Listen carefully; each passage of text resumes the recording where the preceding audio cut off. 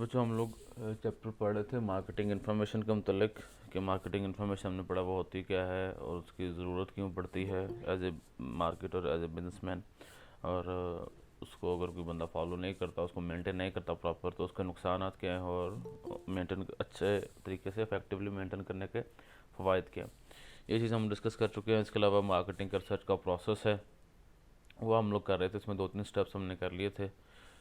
एक दो और बाकी जो है हम लोग उसको कंटिन्यू करते हैं जहाँ से हमने वो लेक्चर छोड़ा था।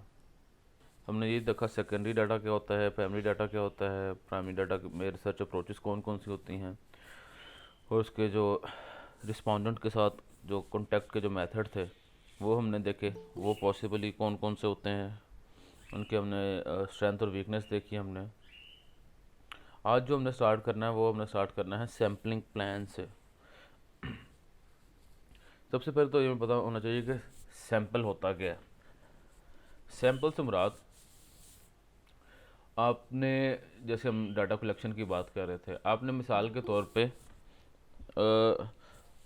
नारोवाल के अंदर आपने बच्चों के कपड़ों का कोई ब्रांड आपने जो है ना वो बनाना है, या आपने कोई शॉप बनानी है, ऐसा कोई बिज़नेस आपने करना है या करने जा रहे हैं आप। अब आप बेसिकली ये चेक करना चाह रहे हैं कि जो नारोवाल की जो फैमिलीज़ हैं उन फैमिलीज़ में बच्चों के सर्दियों के कपड़ों को लेकर क्या रुझान है, कि लोग जो हैं वो किस तरह के कपड़े पसंद करते हैं अपने बच्चों के लिए वगैरह वगैरह। आप ये सर्च करना चाह रहे हैं। अगर आप ये सर्च करना चाह रहे हैं तो अब नारोवाल में अगर हम बच्चों की तादाद अज्यूम करते हैं तो वो तो हो सकता है कि 5 साल से लेके 15 साल के या 12 साल तक के जो बच्चे हैं उनकी जो तादाद है वो तो हो सकता है लाखों में हो। लाखों में नहीं हो तो जो है ना कोई कोई 80-90 हज़ार, 1-1.5 लाख, 2 लाख, कितना तो कम से कम होगा, हम अज्यूम कर लेते हैं। अब आप जो है लोगों की राय लेने के लिए सबसे तो डाटा इकट्ठा करना मुमकिन नहीं है कि आप हर घर में जाएं, हर घर में जाके आप उनसे जो है ना वो इन्फॉर्मेशन कलेक्ट करें। एक तो ये कि ये बहुत कॉस्टली मेथड है, जैसे हमने पहले भी बताया था कि प्राइमरी डाटा कॉस्टली होता है, और दूसरा सब लोग इन्फॉर्मेशन देने के लिए विलिंग भी होंगे या नहीं होंगे, ये एक दूसरा सवाल होता है ये वाला। जब आप लोग प्रॉपर रिसर्च पढ़ेंगे उसमें ये सारे मसले मसाइल आप लोग डिस्कस करेंगे कि लोग इन्फॉर्मेशन समटाइम देते भी नहीं हैं। अच्छा, अब मैंने जो है 1 लाख बच्चों के लिए एक मैंने प्रोडक्ट डिज़ाइन करनी है, उनको जहन में रख के, तो मैं 1 लाख लोगों से डाटा कलेक्ट नहीं कर सकता। मैं क्या करता हूँ, उन 1 लाख में से मैं 1500, 2000, 2500 जितना इजीली जो है ना वो है मेरे लिए मुमकिन है, इसको जो है ना मैं उनमें से कुछ ऐसे फैमिलीज़ को सिलेक्ट कर लूँगा, कोई 1000, 1500, 2000, जिन फैमिलीज़ में बच्चे होंगे, ठीक है, और उन बच्चों से जो उन फैमिली से जाके मैं डाटा कलेक्ट कर लूँगा। वो जो मैंने 1500 या 2000 जो फैमिलीज़ मैंने सिलेक्ट की हैं इस काम के लिए, जो फैमिलीज़ मैंने सिलेक्ट की हैं डाटा कलेक्शन के लिए, वो जो सिलेक्टेड फैमिलीज़ हैं उनको हम लोग बोलते हैं सैंपल, बोलते हैं हम लोग। यहाँ पे डेफिनेशन भी लिखिए, सैंपल इज ए सब group of population from home information will be collected. यानी कि टोटल पॉपुलेशन, जैसे मैंने बताया कि 1 लाख फैमिलीज़ हैं फॉर एग्जांपल, या 1 लाख बच्चे हैं, तो उनमें से मैंने तकरीबन 1000 या 1500 फैमिलीज़ मैंने सेलेक्ट कर ली। अब फैमिलीज़ जो सिलेक्ट की हैं ये बेसिकली क्या है, उसी 1 लाख का एक सब ग्रुप है, उसी 1 लाख फैमिलीज़ या 1 लाख बच्चों का एक सब ग्रुप है जिनको जिनको मैंने सेलेक्ट कर लिया कि मैंने इनसे डाटा कलेक्ट करना है मैंने इनसे। इसको हम लोग बोलते हैं सैंपल। ओके, अब जब भी आपने सैंपल सेलेक्ट करना होता है डाटा कलेक्शन के लिए, तो आपने जो उसकी जो प्लानिंग करते हैं, उसमें प्लानिंग करते वक्त कुछ चीज़ें आपने मद्देनज़र रखनी होती हैं, आपने डिसाइड करनी होती हैं। सैम्पलिंग यूनिट के आपने जो सैंपल आपने सिलेक्ट करने हैं उनका मेजरमेंट का यूनिट क्या होगा। जैसे अभी मैं बात कर रहा था सैम्पलिंग यूनिट से मुराद कि अभी फैमिलीज़ की हम लोग बात कर रहे थे कि जी एक फैमिली से मुराद क्या एक घर में रहने वाले जितने भी अफराद हैं वो एक फैमिली होगी, या एक फैमिली से मुराद एक मियाँ बीवी और उनके बच्चे, ये एक फैमिली होगी।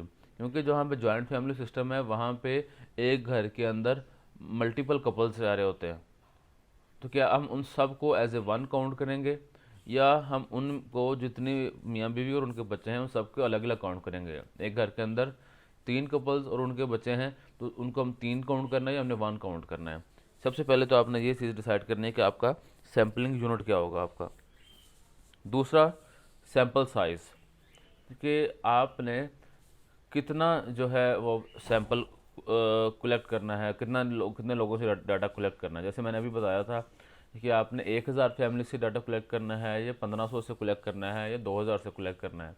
आपका सैंपल साइज़ इतना होना चाहिए कि आप उनकी बेस पे कलेक्ट की हुई इंफॉर्मेशन को जनरलाइज कर सकें। जनरलाइज करने से मुराद, आप एक जो सिलेक्टेड सैंपल है उनमें से डाटा कलेक्ट किया है, उसको उनकी जो अंडरस्टैंडिंग है आपकी, उसको उसी को आप फिर बाकी सारे की सारी पॉपुलेशन पे डिवाइड कर देंगे, उसको डिस्पर्स कर देंगे। जैसे 1500 लोगों ने कहा कि जी 1500 फैमिली से जो डाटा कलेक्ट किया, उनमें से मेजॉरिटी ने ये कहा कि हम तो अपने बच्चों के लिए हुडीज़ पसंद करते हैं सर्दियों में। अच्छा, हुडीज़ पसंद करते हैं, तो आप फिर ये आप अज्यूम करेंगे कि अगर 1500 लोगों का या 1500 फैमिलीज़ का ये कहना है, तो बाकी जो 1 लाख फैमिलीज़ या 1 लाख बच्चे जो हैं जिनके बारे में डिसीजन मेकिंग कर रहे हैं, उन सब की भी यही अप्रोच होगी, क्योंकि आपने डाटा कलेक्ट किया है। इसी डाटा को आपने अज्यूम कर लेना है बाकी सारी की सारी पॉपुलेशन, बाकी सारी आबादी के लिए आपने। तो आपने ये चीज़ मद्देनज़र रखनी है कि सैंपल का साइज़ कितना होना चाहिए आपका, यानी कि कितने लोग आपने, कितनी फैमिलीज़, कितने रिस्पॉन्डेंट्स आपने सिलेक्ट करने हैं अपने डाटा कलेक्शन के लिए। उसके बाद आ जाता है सैम्पलिंग प्रोसीजर्स। इसको हम सैम्पलिंग प्रोसीजर भी कहते हैं, सैम्पलिंग अप्रोच भी कहते हैं हम लोग। इसमें आपके दो तरह के जो है ना सैम्पलिंग के प्रोसीजर होते हैं। एक को हम लोग बोलते हैं प्रोबेबिलिटी सैंपल्स या प्रोबेबिलिटी सैम्पलिंग बोलते हैं, दूसरे को हम लोग बोलते हैं नॉन प्रोबेबिलिटी सैंपल या नॉन प्रोबेबिलिटी सैम्पलिंग। अभी सिर्फ मैं आपको इन दो जो है वो की वो डेफिनेशन बताऊंगा। आगे इनकी काफ़ी कुछ 4-4 5-5 टाइप्स हैं इनकी, आगे मैं उस तरफ नहीं जाऊंगा क्योंकि वो अभी आपके लिए थोड़ी सी कन्फ्यूजन हो जाएगी। अभी सिर्फ मैं आपको बता देता हूँ कि प्रोबेबिलिटी और नॉन प्रोबेबिलिटी में फ़र्क क्या है। प्रोबेबिलिटी का मतलब है इम्कान। प्रोबेबिलिटी सैंपल से मुराद ऐसी सैम्पलिंग टेक्निक, यानी ऐसे सैंपल आप लोग सैंपल सिलेक्शन है जिसमें जितनी भी पॉपुलेशन आपकी, जितनी भी पॉपुलेशन है, सब का एज ए सैंपल सिलेक्ट होने का इक्वल चांस होता है। मैं रिपीट कर रहा हूँ, प्रोबेबिलिटी सैंपल से मुराद कि आपकी जितनी भी पॉपुलेशन है, उन सारी की सारी पॉपुलेशन का एज ए सैंपल सेलेक्ट होने का इक्वल चांस है। जैसे आप कहते हो कि जी मैं यहाँ से निकलता हूँ, ठीक है, तो जी आपने जो है ना वो कहते हैं कि जी मैंने सारी फैमिलीज़ का ना, मैंने 1 लाख फैमिलीज़ हैं, मैंने अपने पास उनकी लिस्ट बनाई है माइक्रोसॉफ्ट एक्सेल में। मैं अब उनमें से रैंडमली 1000 फैमिली सेलेक्ट करूँगा। अब उनमें से जब रैंडमली आप सेलेक्ट करेंगे, तो उसमें से जो है ना वो हो सकता है पहले 1000 आ जाए, हो सकता है, ठीक है, कि 200 पहले 200 जो हैं वो कहीं से आ जाएं, 150 कहीं से आ जाए, 50 कहीं से आ जाए, 30 कहीं से आ जाए। यानी कि जितने भी आपकी टोटल पॉपुलेशन है 1 लाख लोगों की, 1 लाख फैमिलीज़ की, उन सब के इक्वल चांसेस हैं कि वो एज ए सैंपल सेलेक्ट हो जाएं। ऐसी जो सैम्पलिंग टेक्निक है उसको हम लोग बोलते हैं प्रोबेबिलिटी सैम्पलिंग। मैं अगेन जो है ना वो इसको रिपीट दिया, चले इसको मैं एक और एग्जांपल देता हूँ। मैं यूनिवर्सिटी के पास बाहर किसी ने कोई रेस्टोरेंट या कैफेटेरिया बनाना है। अब वो उन्होंने मेन्यू अपना सिलेक्ट करना है। अब मेन्यू सिलेक्शन के लिए उनको जो है स्टूडेंट्स की जो वो मंथली इनकम और स्टूडेंट का जो प्रेफरेंस है, जो टेस्ट है, वो उन्होंने जो है जज करना है। अब स्टूडेंट्स की तादाद है 5000। अब वो 5000 स्टूडेंट से डाटा कलेक्ट नहीं कर सकते। अब वो क्या करेगा, रेस्टोरेंट का मालिक क्या करेगा, वो कहता है कि अच्छा मैं ये करता हूँ कि मैं यूनिवर्सिटी के बाहर खड़ा हो जाता हूँ छुट्टी के टाइम या किसी टाइम जिस टाइम स्टूडेंट बाहर आते हैं, तो जो भी पहले 100 स्टूडेंट बाहर निकलेगा ना, जो भी पहला 100 स्टूडेंट बाहर निकलेगा, मैं उनसे जो है ना उनकी मंथली इनकम और साथ मंथली पॉकेट मनी और साथ जो है ना वो उनको क्या चीज़ें पसंद है, ये चीज़ें उनसे पूछ लूँगा।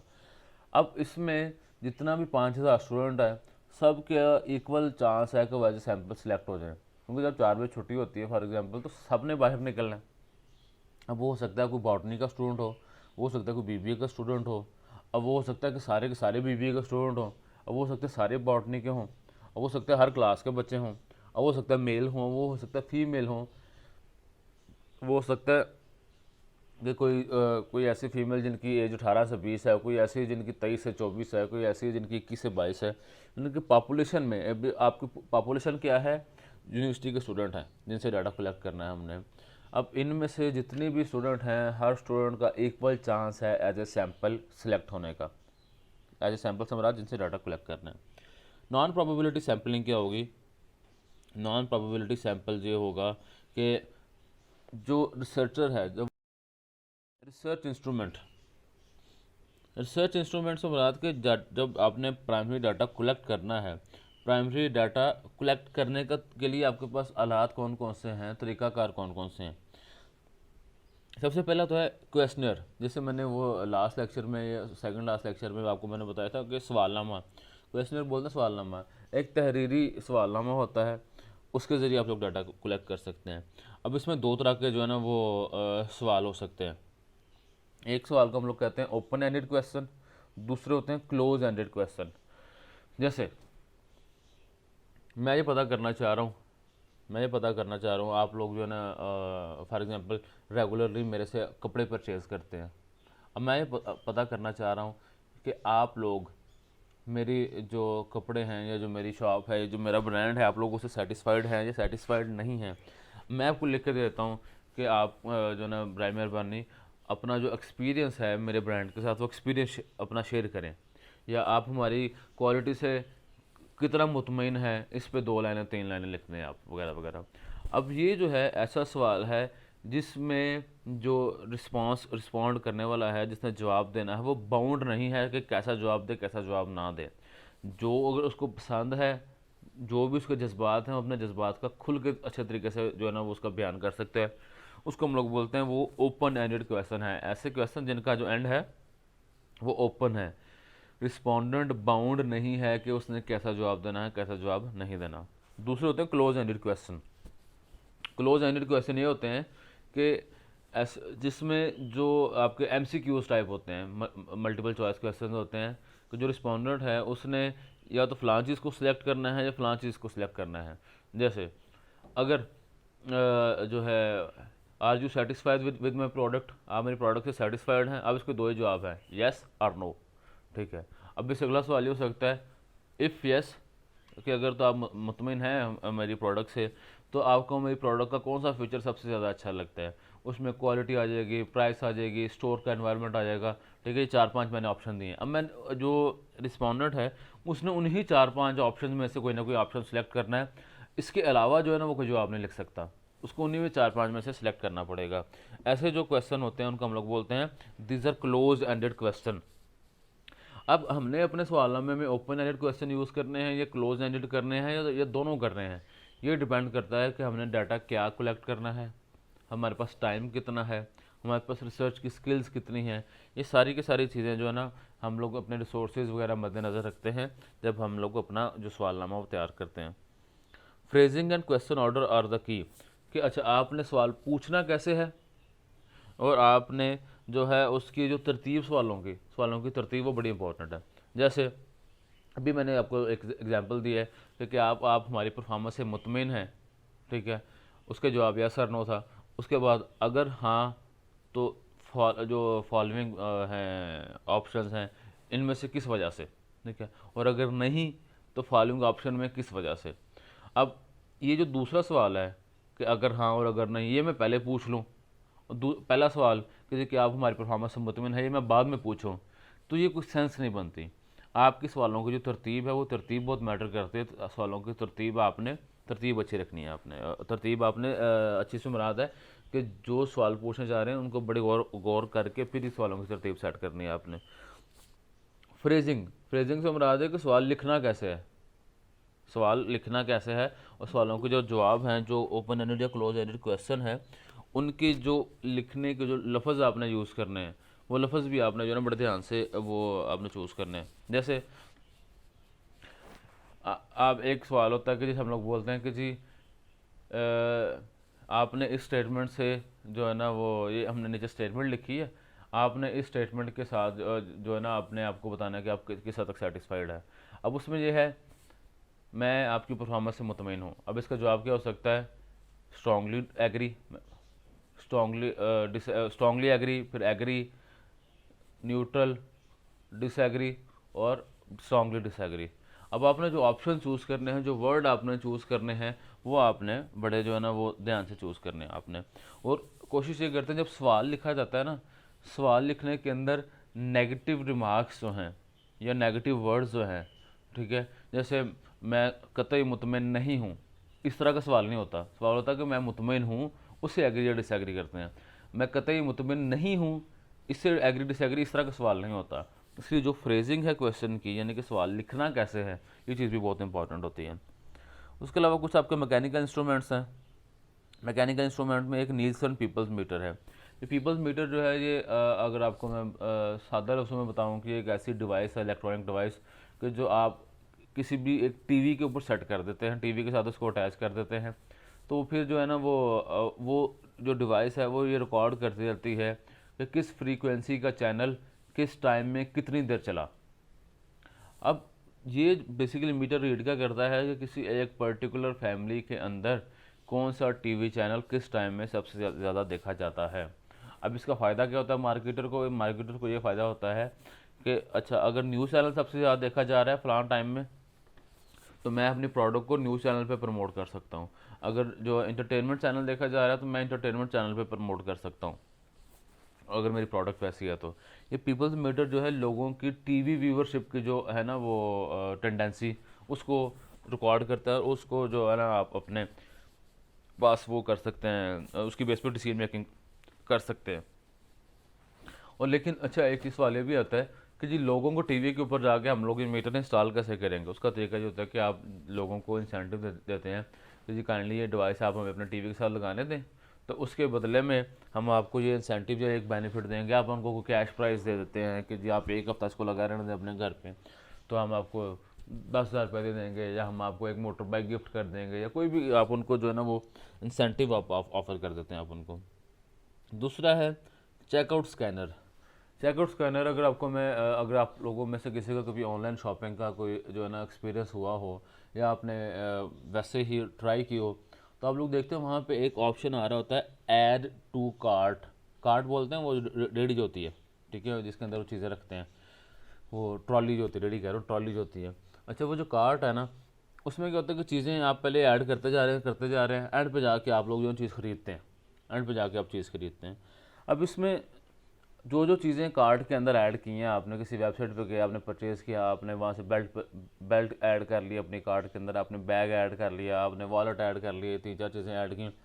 अब उसके बाद दो ऑप्शन है, एक तो ये कि आप जो है ना वो चीज़ें खरीद लेंगे, दूसरा ये आप चीज़ें नहीं खरीदेंगे। आप ये देखते हैं कि अगर तो ख़रीद लेते हैं, कस्टमर ने वो चीज़ें ख़रीद ली हैं, तो वो कितना जो है वो उसने टाइम लगा उसको चीज़ें सेलेक्ट करने में, उसके अलावा उसने कौन कौन सी चीज़ें खरीदनी हैं। अब उसके इंटरेस्ट, आप कस्टमर के इंटरेस्ट आपको इससे पता लग जाएंगे। और अगर जो है कस्टमर ने चीज़ें कार्ट में ऐड करने के बाद वो चीज़ें उसमें जो है वो परचेज़ नहीं की, कस्टमर ने चीज़ें परचेज़ नहीं की, वो छोड़ के चला गया वैसे ही, तो वो कौन कौन सी चीज़ें थी जो उसकी कार्ट में पड़ी हुई थी, तो नेक्स्ट टाइम जब कस्टमर आएगा तो हमने कस्टमर को वही चीज़ें, उसके इंटरेस्ट की चीज़ें दोबारा दिखानी है। ये जो आपका है इसको हम लोग बोलते हैं चेकआउट स्कैनर। थर्ड है आई कैमरास। आई कैमरास ये एक ऐसी चीज़ है जो हमारे पाकिस्तान में तो अभी इतनी ज़्यादा नहीं इसको यूज़ किया जाता।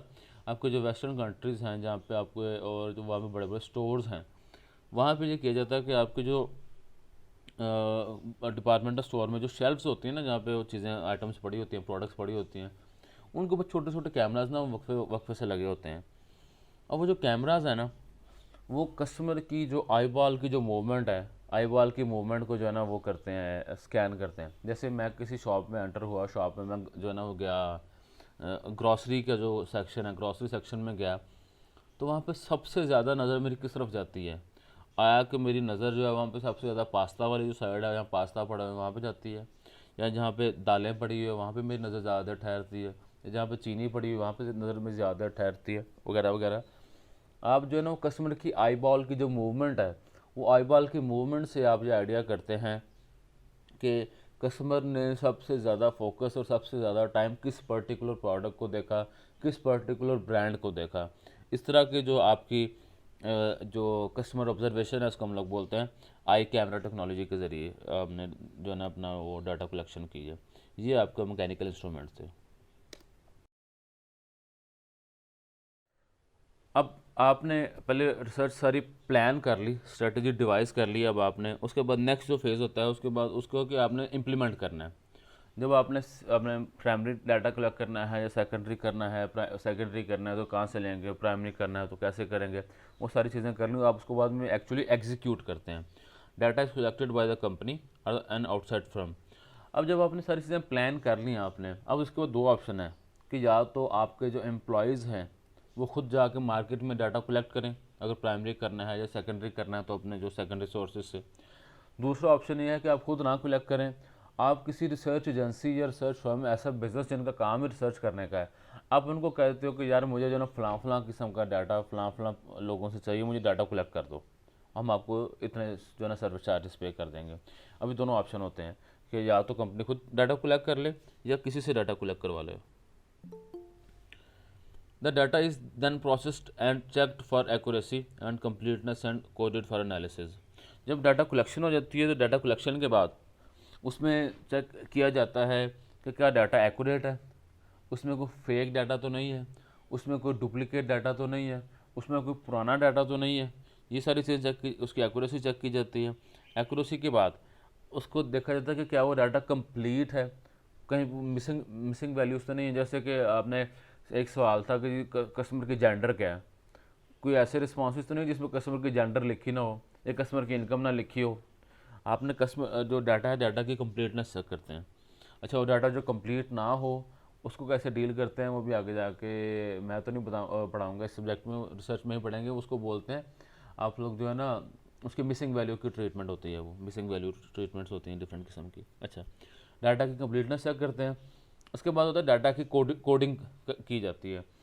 अब जो जिन सॉफ्टवेयर्स के ज़रिए, आपका माइक्रोसॉफ्ट एक्सेल भी है सबसे सिंपल जो है, उसके अलावा आपका जो है ना वो SPSS एक सॉफ्टवेयर है, आपका इमॉस है, ये डिफरेंट सॉफ्टवेयर्स हैं जो कि डाटा के एनालिसिस के लिए यूज़ होते हैं। अच्छा, अब लेकिन वहाँ पे डाटा जो है ना, जैसे are you satisfied with my product, ठीक है, अब वो जो सॉफ्टवेयर है ना उसको सेटिस्फाइड, डिससेटिस्फाइड, ठीक है, इसका इनके मतलब नहीं पता सॉफ्टवेयर को, उसको मतलब पता है 1 2 3 4 के। आप करते हैं कोडिंग कि डिससेटिस्फाइड का मतलब 2 है, सेटिस्फाइड का मतलब 4 है, न्यूट्रल का मतलब 3 है। आप कोड दे देते हैं, फिर आप उन कोड्स के ऊपर जो है ना डिफरेंट टेस्ट रन करते हैं, डिफरेंट उनके एनालिसिस करते हैं, और एनालिसिस करने के बाद आप उन कोड का जब एनालिसिस करते हैं तो आपको पता लग जाता है कि कितने लोग हमारे से किस चीज़ से सेटिस्फाइड हैं और कितने डिससेटिस्फाइड हैं। कोडिंग इस चीज़ में काम आती है।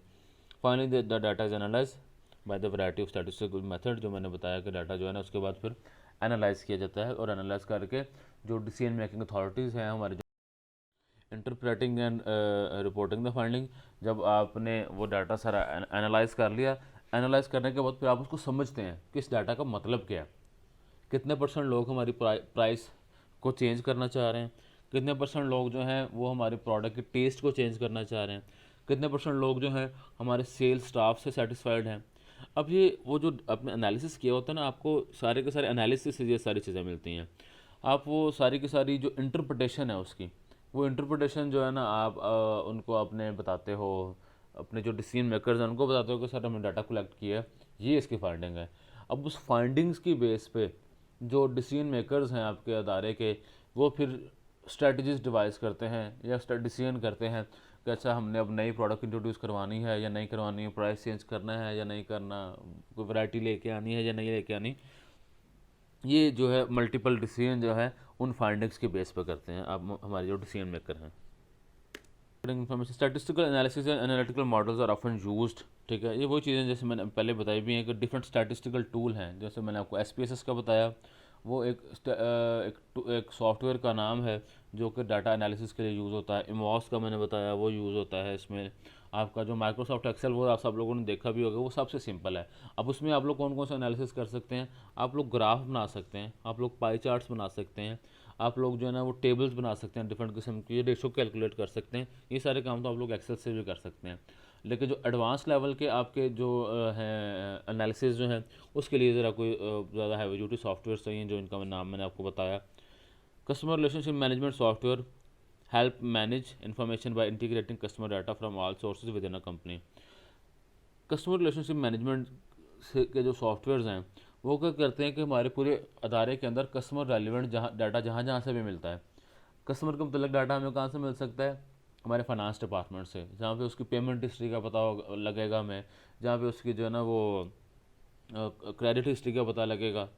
उसके अलावा जो हमारे सेल्स डिपार्टमेंट है वहाँ से ये पता लग जाएगा कि कस्टमर जो है उसने उसका कोई ऑर्डर पेंडिंग तो नहीं है, कोई ऑर्डर उसका चल रहा है या ऑर्डर उसका फुलफ़िल हो गया। जो प्रमोशन डिपार्टमेंट है, प्रमोशन डिपार्टमेंट हमें ये बताएगा कि इसमें हमने इस कस्टमर को ये मैसेज, प्रमोशनल मैसेज किया है या नहीं किया। अभी डिफरेंट किस्म का जो डाटा डिफरेंट जगहों से कलेक्ट करके हमारा जो कस्टमर रिलेशनशिप मैनेजमेंट का जो सॉफ्टवेयर है उसमें डाटा के साथ साथ हम लोग जमा करते रहते हैं। जमा करके ये कॉन्टीन्यूसली डाटा ये अपडेट होता रहता है और कॉन्टीन्यूसली जो है ना उस डाटा के बेस पर छोटे छोटे डिसीजन हैं ना वो आपकी मैनेजमेंट वो लेती रहती है, ताकि हम लोग कस्टमर वैल्यू को मैक्सिमाइज़ कर सकें। और कस्टमर वैल्यू को मैक्सिमाइज़ करने से मुराद कस्टमर को सेटिस्फाई करना है। जब सेटिस्फाइड कस्टमर हम लोग ले लेंगे, हमारे कस्टमर को सेटिस्फाई कर लेंगे, तो उससे जो है हमारे जो ब्रांड इमेज हमारा वो पहले से बेहतर हो जाएगा। CRM software offer many benefits and can help firm gain comparative advantage when used as part of total CRM strategy. Basically यहाँ पे बताना ये चाह रहा है ये सॉफ्टवेयर्स हैं हमें कंपैरेटिव एडवांटेज हेल्प करने ऑब्टेन करने में बहुत हेल्प करते हैं। कंपैरेटिव एडवांटेज क्या होता है? तो कोई ऐसी पॉजिटिव चीज़ जो कि हमारे पास है, हमारे कंपैरेटर के पास नहीं है, वो हमारा कंपैरेटिव एज है। जैसे हमारे जो है वो लोकेशन बहुत अच्छी है, हमारे रेस्टोरेंट की लोकेशन बहुत अच्छी है, लेकिन हमारे कंपैरेटर के पास वो लोकेशन नहीं है, तो वो जो लोकेशन है वो हमारा कंपैरेटिव एडवांटेज होगा। फॉर एग्जांपल हमारी जो कॉस्ट ऑफ प्रोडक्शन है, हमारी कॉस्ट ऑफ प्रोडक्शन बहुत कम है जो कि हमारे कंपैरेटर के नहीं है, तो जो कॉस्ट ऑफ प्रोडक्शन का कम होना है वो हमारा कंपैरेटिव एडवांटेज है।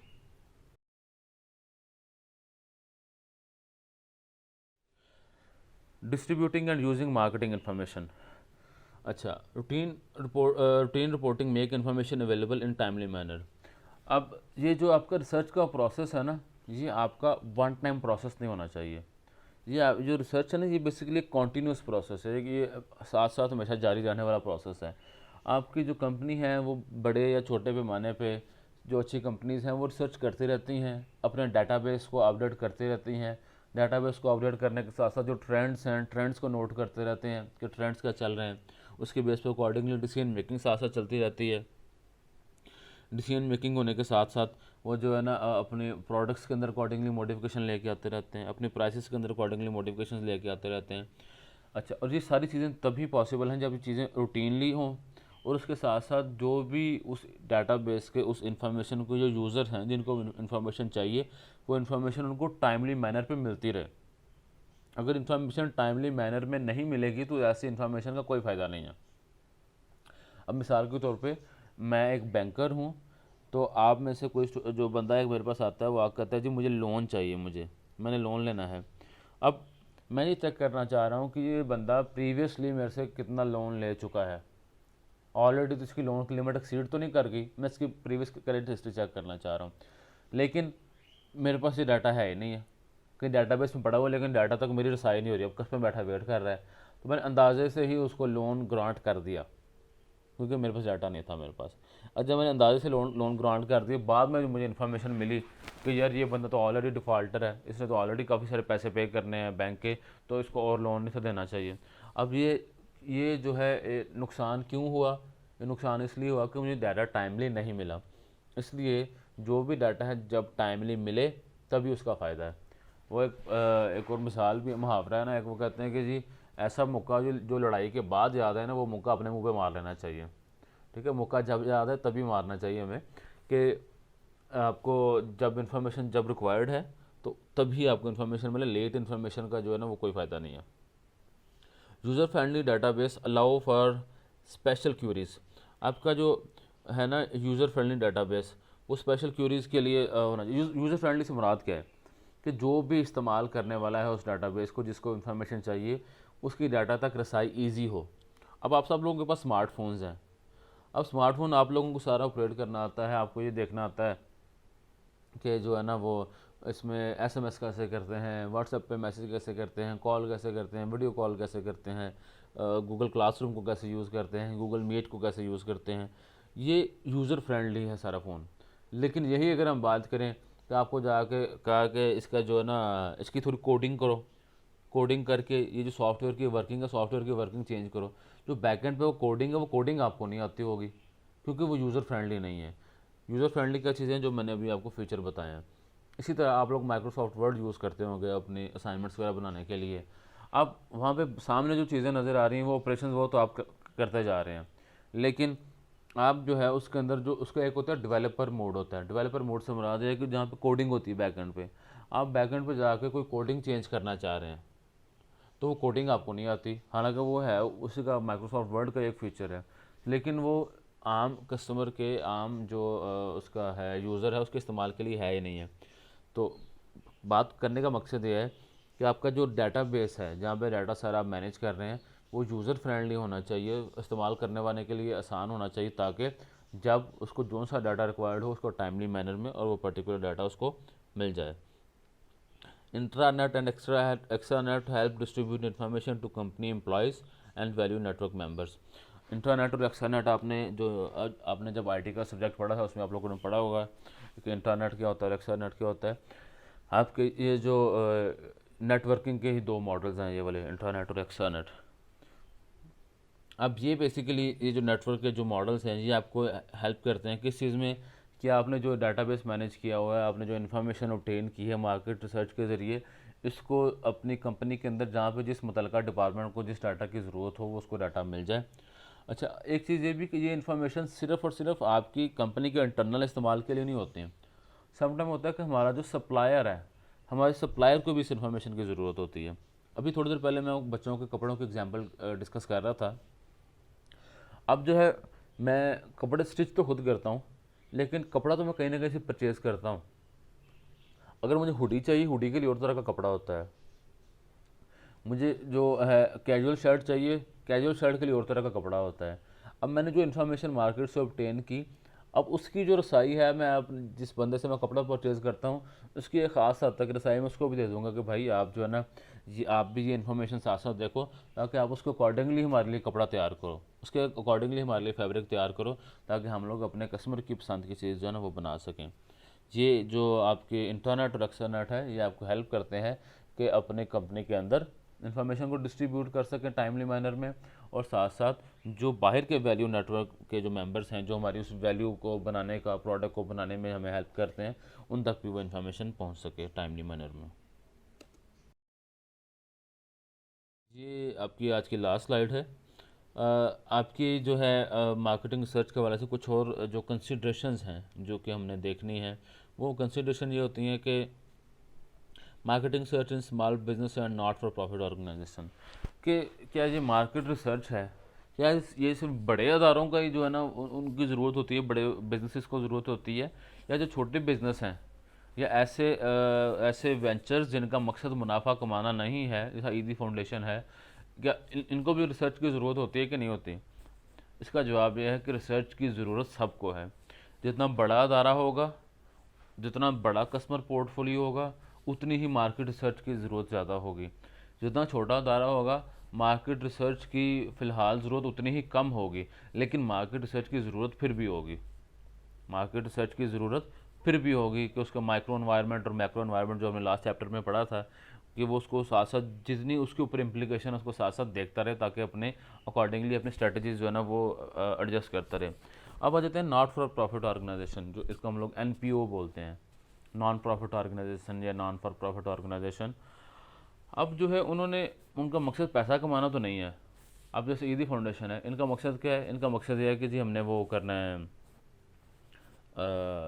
लोगों की खिदमत करनी है, लेकिन रिसर्च की ज़रूरत तो इनको भी पड़ती है। इनको कौन सी इन्फॉर्मेशन ज़रूरत पड़ सकती है, जैसे कि आजकल कौन सी बीमारी जो है वो वायरल है, बीमारी वायरल है कि जैसे अब कोविड वायरल है, तो वो फिर अपनी एम्बुलेंस को, अपने जो स्टाफ है उसको कोविड के अकॉर्डिंगली ट्रेनिंग दे के रखेंगे। अच्छा, उसके अलावा अपनी एम्बुलेंसेज में उसके अकॉर्डिंगली जो है ना वो करेंगे, उस तरह के जो ऑपरेटर्स है वो ऑपरेटर्स उस तरह का इंस्टॉल करवाए हैं। अच्छा, अब ईदी की एक और एग्जांपल लें, उसमें ये आया था कि ईदी का वो है दस्तरखान है फॉर एग्जांपल, जहाँ पे लोग जो ना फ्री खाना खाते हैं। अब अगर पता है कि जी बेरोज़गारी की शरह बढ़ रही है, बेरोज़गारी की शरह बढ़ने से फ्री में खाना खाने वालों की तादाद बढ़ जाएगी, तो उनको पता होगा कि नारवल में फॉर एग्जांपल, अगर तो दस्तरखान अभी है नहीं ईदी का, लेकिन लेट्स से अगर दस्तरखान है, पहले जी 100 लोग डेली खाना खा रहे थे, अब बेरोज़गारी बढ़ने की वजह से वो 100 की तादाद 150 तक पहुँच जानी है। उसको अकॉर्डिंगली उनको अपने रिसोर्सेज जो है वो अकॉर्डिंगली इंगेज और अरेंज करने पड़ेंगे उनको। ये आपके चाहे नॉन प्रॉफिट ऑर्गेनाइजेशन है, चाहे छोटा अदारा है, चाहे बड़ा अदारा है, रिसर्च की ज़रूरत, मार्केट रिसर्च की ज़रूरत सबको है। दूसरा, इंटरनेशनल मार्केटिंग रिसर्च, कि अब इंटरनेट की वजह से हम कहते हैं दुनिया ग्लोबल वर्ल्ड बन गई है। जब दुनिया ग्लोबल वर्ल्ड बन गई है तो कोई भी दूसरे मुल्क का ब्रांड आपके मुल्क में आके इजीली काम कर सकता है और आप किसी दूसरे मुल्क में इजीली जाके काम कर सकते हैं। जैसे अब अली बाबा है, वो इंडिया में भी काम कर रहा है, वो पाकिस्तान में भी काम कर रहा है, वो चाइना में भी काम कर रहा है, वेबसाइट है अली बाबा। अब अगर तो आपने ये देखना है कि अली बाबा एक पाकिस्तानी ब्रांड को आकर compete कर रहा है, तो मैं देखूँगा कि अली बाबा की कोर वैल्यूज़ क्या हैं, उनके पास कोर कंपैरेटिव एडवांटेज क्या है। उसके लिए हो सकता है मुझे उनके जो चाइनीज़ कस्टमर हैं, मुझे उनके मतलब सर्वे करना पड़े, उनके जो चाइनीज़ सप्लायर हैं मुझे उनके मतलब सर्वे करना पड़े। ये डिफरेंट किस्म की आपके जो इंटरनेट की वजह से जो दुनिया ग्लोबल विलेज बन गई है, आपका रिसर्च का स्कोप आपका काफ़ी इंक्रीज़ हो गया, आपकी रिसर्च की एक्टिविटीज़ जो है ना वो इंटरनेशनल लेवल पे चली गई हैं। अब और इसके अलावा आपके इंटरनेट की वजह से कुछ चीज़ें ऐसी होती हैं जो वर्ल्ड वाइड कॉमन होती हैं, जैसे डिफरेंट ट्रेंड्स हैं, ट्रेंड्स कॉमन हो गए। आपका जिस तरह वो पिछले दिनों थी ना, वो टिकटॉक बैन हुई थी, उसके बाद इंडिया में, बाद में पाकिस्तान में भी बैन हो गई टिकटॉक। अब ये जो चीज़ें हैं, कुछ मसले, कुछ मसाइल ऐसे होते हैं जो कॉमन है सबके। अभी जब अब कोरोना की एग्जांपल ले लें, अगेन कोरोना की एग्जांपल ले लें। कोरोना अब जो है ना ये पूरी दुनिया का मसला था। अब किस मुल्क ने कोरोना के ऊपर अगर ओवरकम किया है तो वो कैसे किया है, अब ये जो आपका रिसर्च का जो एक्सटेंट होगा ये इंटरनेशनल लेवल पे चला जाएगा। उसके बाद है पब्लिक पॉलिसी एंड एथिक्स, कि आपकी रिसर्च के हवाले से कि कुछ जो आपकी पब्लिक पॉलिसी क्लियर होनी चाहिए कि आपने अपने जो कस्टमर का जो डाटा आपके पास है उसमें कस्टमर की कॉन्टैक्ट की इन्फॉर्मेशन हो सकती है, कस्टमर का एड्रेस हो सकता है, कस्टमर का जो है ना वो हो सकता है, उसमें जो उसकी प्रेफरेंस हो सकती है, मंथली इनकम हो सकती है, फैमिली के बारे में इंफॉर्मेशन हो सकती है। अब जो है कोई भी इंसान ये नहीं चाहेगा कि एक गैर मुतल्लिका बंदा या हर मेरी इन्फॉर्मेशन जो है कि मेरी कितनी सैलरी है, मेरे जो है ना कितने बच्चे हैं, मेरा घर कहाँ पे है, ठीक है, मैं क्या पहनना पसंद करता हूँ, क्या खाना पसंद करता हूँ, इसकी इन्फॉर्मेशन हर बंदे को देना, मैं इस चीज़ में रजिस्ट करूँगा मैं। तो आपकी जो प्राइवेसी है, डाटा सिक्योर होना चाहिए, कस्टमर रेलिवेंट डाटा, ऐसा ना हो कि डाटा आपने कलेक्ट किया हो तो डाटा जो है ना बाद में चोरी हो जाए। तो डाटा की प्राइवेसी को इंश्योर करना है आपने। दूसरा, miss use of research findings, कि आपने कस्टमर से डाटा कलेक्ट किया कि हमने प्रोडक्ट तैयार करने के लिए यूज़ करना है, ठीक है, बाद में आप करो उस डाटा को बेच दो। डाटा को बेचे तो कोई उनको कल को तंग कर रहा है उनको, ठीक है, वो फ़ोन कर करके, मैसेज कर करके, या हर दूसरे दिन कोई हर किसी नई कंपनी से मैसेज आ रहा है कि आप हमारी प्रोडक्ट परचेज़ करें, हमारी प्रोडक्ट परचेज़ करें। तो अब जब इतनी ज़्यादा बम्बारमेंट होगी आपके फ़ोन के अंदर तो आप इरिटेट होंगे उस चीज़ से आप, ठीक है। तो आपकी जितनी भी रिसर्च फाइंडिंग्स हैं उनका किसी भी किस्म का मिस यूज़ नहीं होना चाहिए उनका। जो जिस भी मकसद के लिए आप डाटा कलेक्ट कर रहे हैं, customer must be aware and agreed to those conditions कि इस मकसद के